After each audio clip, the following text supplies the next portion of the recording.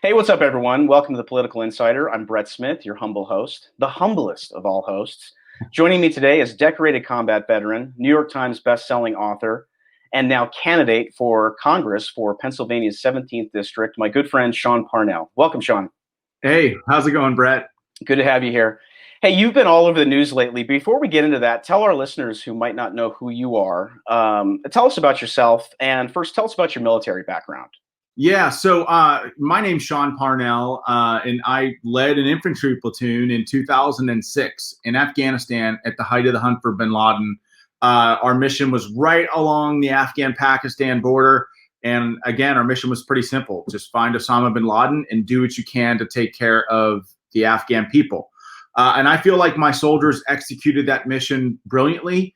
But we took an 85% casualty rate. I mean, we met thousands of enemy troops right there all along the Afghan-Pakistan border. Some of my men were wounded twice. I think one of my guys was wounded 3 times, and I was wounded myself. And so rather than making it a career in the Army and then maybe trying out for the Special Forces, I was medically retired before my time. And came out in 2010, went back to grad school and started writing books for a living. Really, like my first book, Outlaw Platoon, was just about telling the story of my troops. That was sort of the next mission. Yeah, there you go.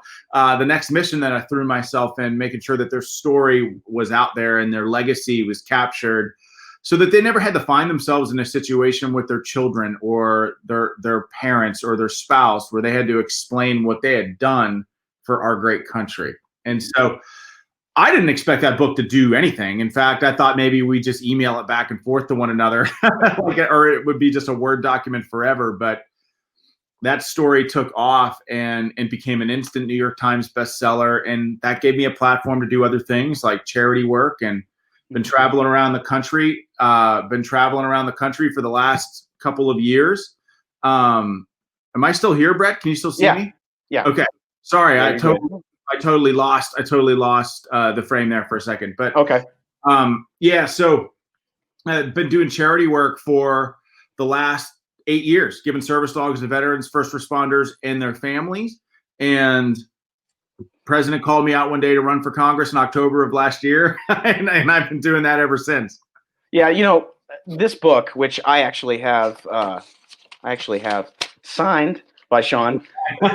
This is a fantastic book. This is also required reading at Army Ranger Training School, correct? Oh, it's required reading at the infantry officer basic course. It is also required reading at I think West Point and the U.S. Naval Academy and ROTC programs all over the country, which is unbelievable. It's a fantastic book. Out of all the books of modern warfare in the Middle East, this and Generation Kill by Evan Wright are my 2 favorite books, and I can't recommend this book more highly. It is just fantastic, and especially, we always talk about books for young men and young boys. This is a fantastic book for young men and young boys. Just great messages. And a lot of action, but also just a fantastic message. And I just encourage everyone to read this book. It's just killer. And to let everybody know, Shawn and I are actively trying to turn it into a graphic novel. So that is coming soon. You also have a new book out right now, One True Patriot. Tell us about that, and tell us about the Eric Steele, the series. Yeah. So I after throwing myself into writing nonfiction, I always, there you go. Cool. Yeah. I always wanted to write fiction. And so, I've been brainstorming a fiction character since way back when I was in Afghanistan, and said, if I ever make it out of here, I'm going to try to take a crack at writing fiction. Do it well. Really, what it was about was less about writing fiction, but more about like trying to check off every item on my bucket list and really live like, if I make it out of here alive, I'm not leaving anything on the field. You know what I mean? Yeah. And so I threw myself into writing fiction. And so now I write sort of Tom Clancy type political military thrillers. And One True Patriot is my latest book. And I think it's by far the best one, by far my best book. Yeah, it centers around Eric Steele. Special Operative Eric Steele must stop a foreign assassin targeting top-tier U.S. military personnel and derail a strike aimed at the heart of America in this third electrifying military thriller from New York Times bestselling author of All Out War. perfect for fans of Brad Thor, Vince Flynn, Tom Clancy. So if you love those authors, I think people will really dig this book. I love Eric Steele. I think it's fantastic, and you've definitely filled that void where Vince and Tom are obviously no longer with us. So it's great stuff, and everyone should check that out as well. Thank you. I appreciate that. So you're running for Congress. You've made national headlines lately. We've covered it at the Political Insider, including your opponent's brother and campaign manager wishing that you burn in hell. That was a nice one. Yeah, it was. I don't think his brother. I don't really know how his campaign is organized, but I don't think his brother is actually his campaign manager. Okay. I think his brother, his first of all, lives in his basement, which is just sort of bizarre. And I think Conor charges him rent, but it's his campaign spokesperson. Okay. You would think you'd be a little bit more eloquent in your communications if your focus on the campaign is communications.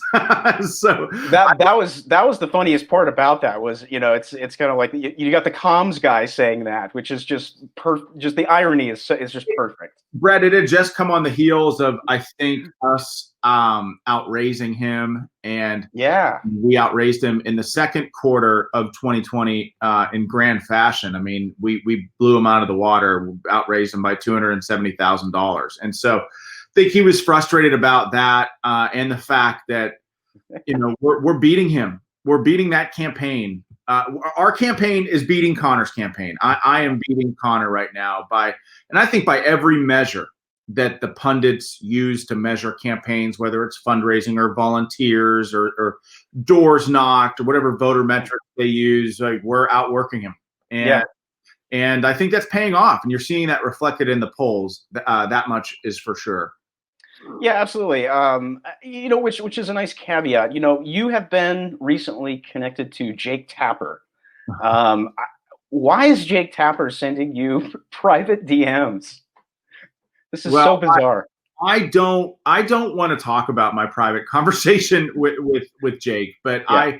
What I did say was that I really don't. I'll tell you a little bit about it, but. Why is Jake concerned with a congressional race in Pennsylvania? I think that's probably the biggest thing that stuck out to me. Not so much that he's DMing you, because people talk and maybe you guys are friends, maybe you're acquainted, whatever. But it's kind of like, business is business. Why is he messing around in the congressional race? I would say we're professional acquaintances. That would be much in the same way that any author is acquainted with any national news host. Sure. But what I told him is that I don't really have any interest in running in a safe Republican seat, right? Because, Brett, I'm not really like a politician. I'm a proud conservative, and I am a Republican. But I think you know me, Brett. I'm not in this for politics. I'm a leader. I take this job seriously. I want to represent everybody and be there for everybody. Be a pipe hitter for PA 17. No, I always look at you as more of a duty guy, and you obviously. That's how I feel about it. And what I told Jake was that basically thank you for the feedback, but I'm not interested in keeping the status quo the same. I'm interested in taking back the House, and in order to do that, we have to flip this seat. Conor Lamb cannot remain a member of Congress and Republicans take back the House. We've got to win this seat. Yeah. And so not only am I in this to represent the people, I'm also in this to take back the House so that the people of my region have a voice. Yeah. And oh, by the way, all of my future Republican colleagues here in Pennsylvania, they're all my friends. And so I would not, and there's no real safe seat here. I would have had to primary a friend of mine here in Western Pennsylvania, who's all of my future Republican colleagues are doing a really great job. Not interested in doing that. Yeah. No, I look, you got to take chances. You got to take your best shot. I love the fact that you're going after Lamb. I think it's fantastic. And I have no evidence of this, but the fact that, fake Jake is reaching out to you, he probably figured that you might have a good shot, but that's just my observation. We do. Well, we do have a good shot. I mean, we're winning, Yeah. and I mean this race. I mean, Cook Political Report, and I think that they move a lot slower than say an organization like PA Politics. PA Politics is like Pennsylvania's version of the Cook Political Report. They know and understand PA Politics, I think, in a more nuanced and complicated way than Cook Political, who's looking at the entire country, right? But they classified Lamb as vulnerable right around the time that the Lamb spokesman called me and told me to burn in hell and die. Right. And then so Cook Political just moved the race in our favor. They moved the race a tick in our direction, if that makes sense. So we're winning. We're winning this race on the ground, and I think come November, we're gonna give the seat back to the people. Yeah, no, I believe it. I think you're going to win.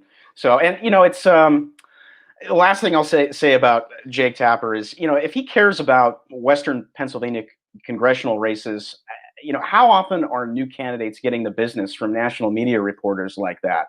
Because frankly, if Jake's doing it, then I guarantee you that others are as well. That's a fair question, and honestly, that's a fair question, and I think it's a fair one to ask. Yeah, absolutely. And yours could have just been the first one to kind of surface, frankly. And I know it's kind of a touchy subject, but I'm glad that it surfaced. I'm glad that info is out there and people understand that, these talking heads who claim to be neutral are meddling. I mean, you want to talk about election interference? I would classify that as election interference, maybe not foreign, but domestic. So anyway, moving on. You have the most brilliant ad out. Let me see if I can share this because it's just so fantastic. So people might be familiar with the Dollar Shave Club. You did a parody of Dollar Shave Club. It's called Dollar Shawn Club, and this ad. Tell me about this ad. How did it come about? And then if you want, I can play it because it's absolutely brilliant. Yeah, well, yeah, I'm like looking at it. You've got this whole you got this thing down. You got the ad up on the screen. That's cool. Yeah, so everything the pandemic changed everything from the way that we campaign to the way that we engage with voters. And back when when the pandemic just started. A lot of things were up in the air, and that included a lot of our fundraisers. So I thought, we need to think of a creative and innovative and perhaps fun way to try and raise money when everything around us is so different. And so, brought together people on the campaign team, and we conceptualized Dollar Shawn. And I'll tell you that the backstory of it is like basically like. I reached out to my finance chair who has a bunch of steel manufacturing facilities here in Western Pennsylvania. And I said, hey man, can we come like film an ad, like, or film something at one of your manufacturing facilities? He's like, yeah, sure. So we show up there and like my campaign manager's holding the light and I've got got a cameraman and a little director and, my girlfriend's holding the script. And it was just a total spur of the moment thing, man. Like seriously. And all those guys in the commercial that you're seeing, they were just working that day. Like, they weren't extras, or I'm like, hey dude, do you want to be in an ad? And they're like, yeah, I'll do it. It was all spur of the moment, took 3 hours to do. And came back.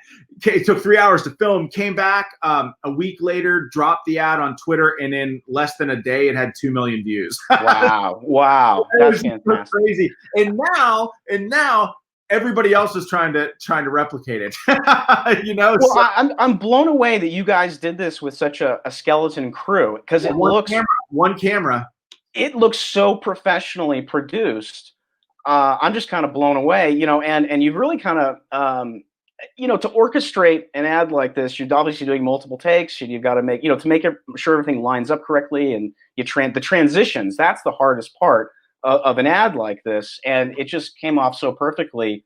Whoever put this together, whoever edited it together, and everything. I mean, they are absolutely badass. This is it's fantastic, and I love the fact that it was done with, basically not a professional team. You Yeah. know, it's just perfect.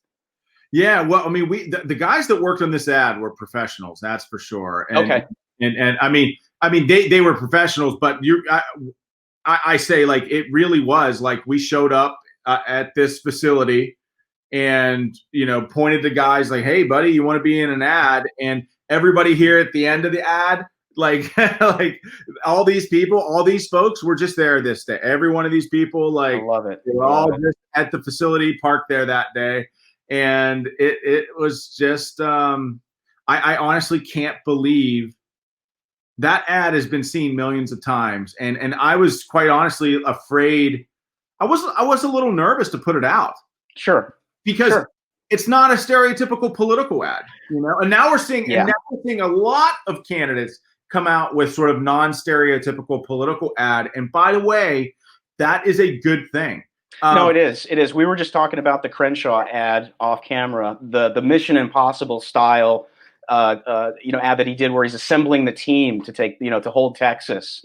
I just thought that was brilliant. I thought it was absolutely brilliant. And I think that if conservatives and Republicans would market and brand themselves and take chances and do creative ads like you're doing and like Crenshaw did, I think that that's how we brand ourselves within the culture as being cool and hip and not kind of this old stodgy Republican Party. Because, honestly, with all the Gen Xers that are, kind of taking power, guys like, guys of our generation. I think you're a millennial. Maybe you're right on the cusp there, aren't you? I'm like right on the cusp, but I consider myself a Gen Xer. Not yeah, so do I. So do I. You're in the club, dude. So, yeah. but I just think that as the younger generation takes power and takes seats, I hope we can expect more of this kind of creativity from the standpoint of getting our messages out. You want to know why it's so important, Brett? Because the left likes to portray us as like the party of rich old white men, and that's just absurd. And by the way, it's hard to do that. It's hard to portray us Republicans. It's hard to portray Republicans as Mr. Burns when we're not, right? Yeah. And so doing ads like this that really showcase who we are. And also, I think they bring a level of authenticity to political campaigns that really hasn't been there in quite some time. I think is all good for the movement. Yeah, that ad and Crenshaw's ad really tell a story, and I've been, I've spent 25 years in my life in commercial art telling stories, whether it's through advertising or through comic books, working for Marvel and DC Comics. And storytelling is so powerful. And that's one of the things that, and it also, the storytelling also reveals a lot about you and who you are and your character, that you chose to do an ad like that.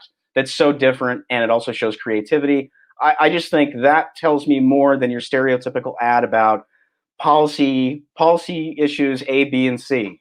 Because you got some of that in there. You've got policy in that ad, but it's fun, it's hip, it's interesting, and moreover than anything, it's creative. And listen, and the left has no idea what to do with it. The radical left, they don't know how to laugh anymore. They don't know how to have fun. Yeah. Everything is offensive. I'm telling you, like, I held up that picture. I'm telling you, the left went nuts when we dropped that ad. But I held up that picture of Bernie Sanders. It's not Bernie Sanders. It's Larry David. And I did it like that way on purpose. Yeah. And the left was like, how can somebody run for Congress and not even know the difference between Bernie Sanders and Larry David? And I'm like, it's a joke. They don't know how to laugh. They don't know how to have fun. And so that sort of became a running joke on our campaign when somebody would criticize me, like, look at this moron with a picture of Larry David. I'm like, as they share your ad for the millionth time. That's just great. That's the other great thing, about doing ads like that is, they're guaranteed to go viral because they're so different and they stick out in the best possible way. And you're right, the left are basically the fun police. They've destroyed comedy through cancel culture, and frankly, they don't know how to have a good time. We know how to have a good time. You look at these Trump rallies, you look at Trump's campaign ads, your campaign ad, Crenshaw. We know how to have a good time, and we truly are the counterculture at this point, and a remedy to the fun police. So you're a big Trump fan. and you've gotten some love from the big guy and his son Don Jr. Tell us why they are supporting you. You know, I don't. Here's the thing: like the president called me out to run in October of 2019, and at that time, I'd never met him or talked to him. I was down in South Carolina doing a charity event, and I ended up hearing that the president called me out to run for Congress, essentially, from my own mother. She's the one that told me. Wow. So I don't know. The president has been good to me. He's been supportive, and I like the fact that he's a fighter. And I think the people here in Western Pennsylvania believe that too. And I'm talking Democrats and Republicans. Like I'm running in a district that the president won. Had this district existed because our liberal Supreme Court gerrymandered the state of Pennsylvania. So PA 17 is a new district, but had it existed in 2016, the president would have won it by over 10,000 votes. And so people here in Western Pennsylvania, Democrats and Republicans, believe that he's a fighter, that he's fighting for them. And so while he doesn't always say the perfect thing, most people recognize that we don't need a president to always say the perfect thing, but we do need a president to show up and fight for the people. And when when he's negotiating with foreign leaders like President Xi of China, I want to make sure that the president of the United States who's in that room is a fighter. And right now that man is President Trump. And, again, and I'll tell people out here all the time, like President Trump is a guy that came up in the New York City construction trade, right? Yeah. His whole life working with construction workers. And, if you have a conversation with a construction worker, sometimes they can be a little rough around the edges. That's just how it goes. And that's sort of how the president is as well. And I like that. I appreciate that. And I feel that people in Western Pennsylvania do as well. And so, but all of that said, and I think that the president knows this, and honestly, I think the president actually respects this more, that I'm not necessarily in lockstep with him on every issue. He knows I feel like that or Don Jr., if they came to me and asked me a question, they know that they're going to get an honest answer from me, right? Yeah. And I think that the left likes to say, oh, Parnell's a Trump bootlicker. They don't know me very well. That's not true at all. I support and I respect the president. I think his policies have been great for the state of Pennsylvania and our region. But if the president asks me a question, he knows he's going to get an honest answer. And I think he respects that. Absolutely. I think one of the things that, has been so fantastic about the sort of the Trump revolution is the authenticity. It's one thing that you cannot question about President Trump is the authenticity. And one of the things that I've noticed about the candidates that have kind of coming in on the Trump revolution, like yourself, is authenticity. You're an authentic guy. I knew that from the first time that you and I jumped on a phone call and just started talking. I was like, okay, this is a real guy, and he means what he says, and he says what he means. And exactly. And at the end of the day, it's kind of old school, but at the end of the day, all a man has is his word. That's exactly right. Exactly right. And you subscribe to that. I do, and I got that from my dad and my grandfather, both men who served, Battle of the Bulge in Vietnam. And I get that from Trump too. And I get that from a lot of the new candidates that are running, on the Trump revolution. And I like to say that this is definitely Trump's party now. I think it's Trump's Republican Party. I don't think that it's the Bush era or the Reagan era or your dad or your grandfather's era. This is a brand new party, and it's bringing in some really exciting people, like yourself. So on the flip side of the coin, what is it about President Trump that makes you such a strong supporter of his? Well, as I mentioned, I like the fact that he's a fighter, and I know that sometimes that can rub people the wrong way, especially like independents who are in the middle, who maybe perhaps have questions about President Trump's presentation. But what I say is like, look, we had people like John McCain, who I admire as somebody as I admire his service to the country. And to me, as a young military veteran, I always thought he was a hero. And I watched him run for president as a young second lieutenant. And I was aghast at how the media portrayed him as almost like a war criminal, Yeah. they loved McCain before he was running for president. You know what I Yeah, mean? they liked it when it served them to Right, like, right, right. And then the same thing with Mitt Romney, who I know, like, Mitt Romney drives me crazy today sometimes, but I supported him in 2012. Hey, same here, dude. I And then, you know what the absolutely. media did to him? They took Mitt Romney and made him the binders full of women guy. Like, Mitt Romney?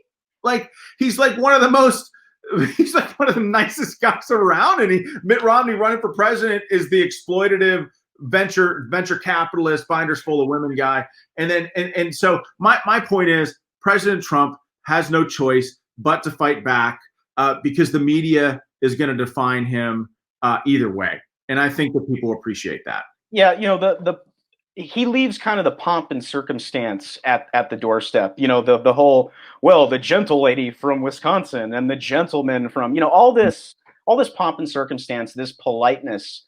It's fine.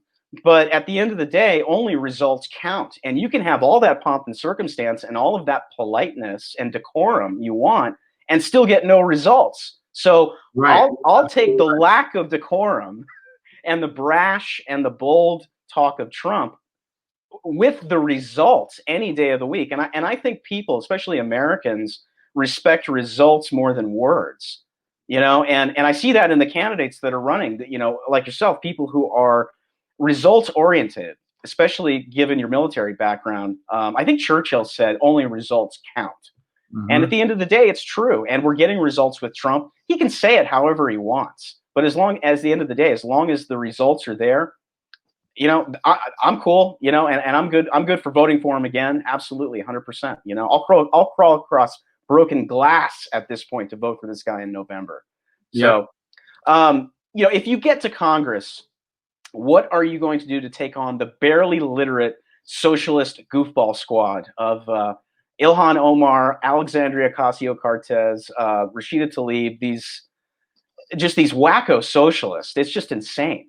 Well, I think first of all, the job is representing the people here at PA 17. So I'm always going to focus on making sure that they have a voice in Washington and that their values are represented.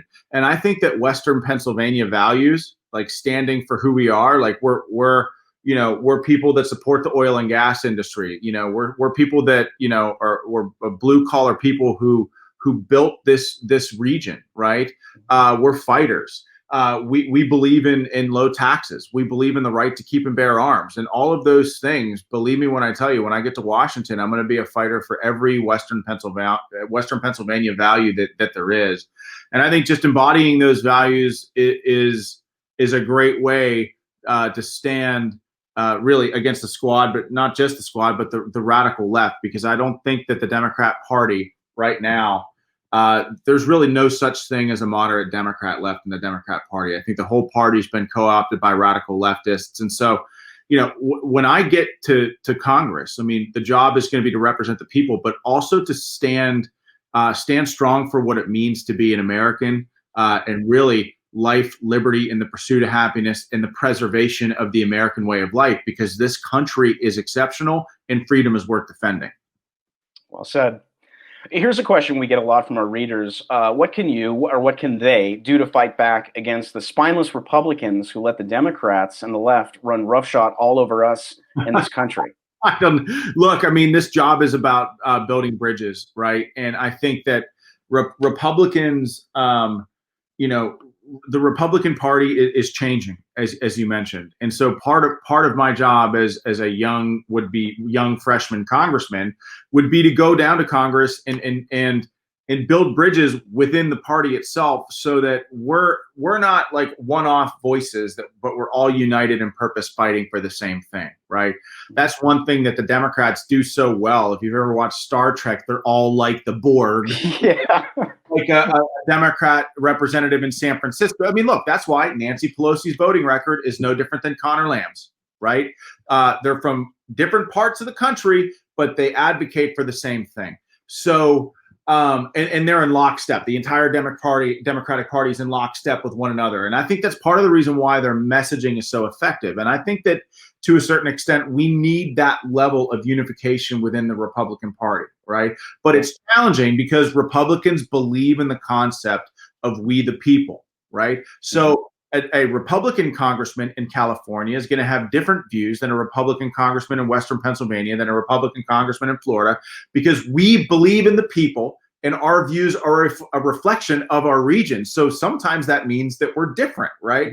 The Democrats see things differently they're very top down, and they see things as they the people, right? And that's a pretty fundamental difference, but that's also why the Democrats are always unified. My hope is, when I get to Washington, that we can bring a level of unification to the Republican Party. And not that they're not doing that now. Leader McCarthy, I think, is doing a great job in bringing and he's a fighter for sure. So is Scalise. And so, hopefully I can just lock arms with them to continue to fight for what I believe in. And that's life, liberty, and the pursuit of happiness for everything, for everyone, and defending the American dream for everyone as well. Yeah, no, absolutely. Well, hey, sadly, we are all out of time. I want to thank you for joining me. Shawn, where can voters find you online if they want to get more info on you and your campaign? I'm going to go ahead and bring up your website again. Yeah, that's my website, ShawnForCongress.co. But you can also get me on Twitter at Shawn Parnell USA, and I'm on Facebook and Instagram as well. Cool. Awesome. Yeah. Thanks so much. Everyone watching in Pennsylvania, make sure and turn out on November 3rd and vote for Shawn, because I think he is going to be a fantastic addition to Congress. And I am biased because of our friendship, but at the same time, man, I mean, you are such a badass, and I'm pulling for you, and I'm really excited for you. And again, I just really appreciate you coming on today. Everyone, make sure and check out thepoliticalinsider.com and subscribe to our newsletter so you never miss any of our stories from our talented writers. Also follow us on Facebook, Instagram, and Twitter. Please like and share this video far and wide, because you know that YouTube is certainly going to suppress it. And subscribe to the Political Insider channel on YouTube. Hit the bell for notifications so you never miss any of our new exciting videos like this one. And everyone have a great day, and we will see you next time. Take care.